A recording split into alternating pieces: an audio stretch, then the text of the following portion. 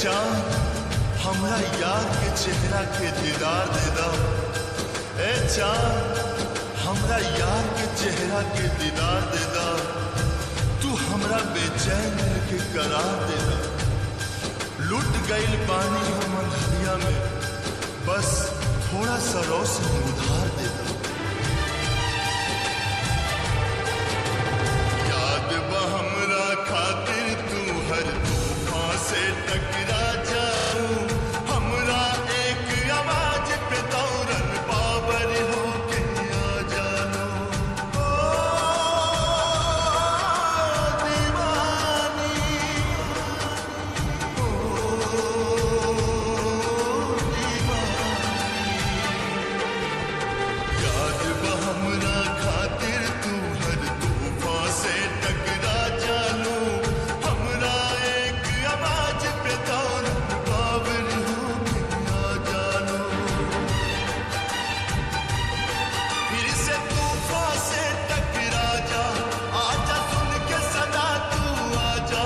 फिर से तूफान से टकरा जा, आजा सुन के सदा तू आजा।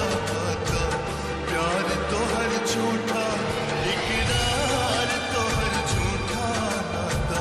प्यार तो हर झूठा, इकरार तो हर झूठा।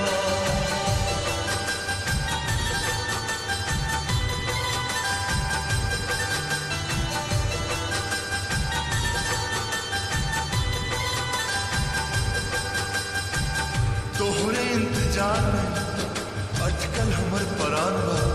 मर के भी धड़कत रही करे जा। आज मोहब्बत के इम्तिहान बा। होतावे या तू आवा, केहू के आइल जरूरी बा। कदम बढ़ा के रोका तारू, ऐसन का मजबूरी बा।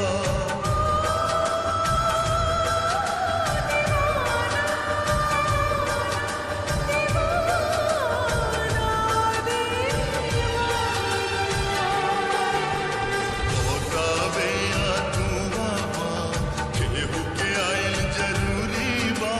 कदम बढ़ा के रोका तारू, ऐसन का मजबूरी बा।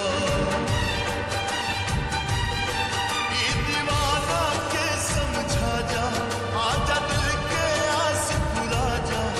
बस आखिर झलक दिखा जा, आजा दिल के प्यास बुझा जा। नाता प्यार तो हर झूठा, इकरार तो हर झूठा नाता।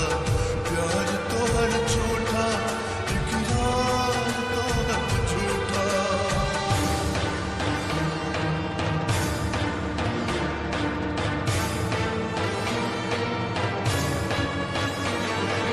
आजा आजा जीना तेरी गली में, जीना तेरी गली में। आजा आजा, सूरज भी रहित त जल जाइत, तू हो बेवक्त निकल जाइत। देख के हमरा हालत के पत्थर भी रहित त पिघल जाइत।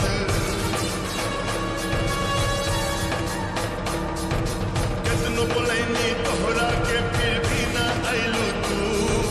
बहे लगल अखियन से हमरा आंसू बन के लहू, आंसू बन के लहू, आंसू बन के लहू। रो रो के यदि हम मर जाइब त इतना वफा निभा दीहा। आंचल के अपना कफन बना के चुपके से दफना दीहा। आंचल के अपना कफन बना के चुपके से दफना दीहा। चुपके से दफना दीहा।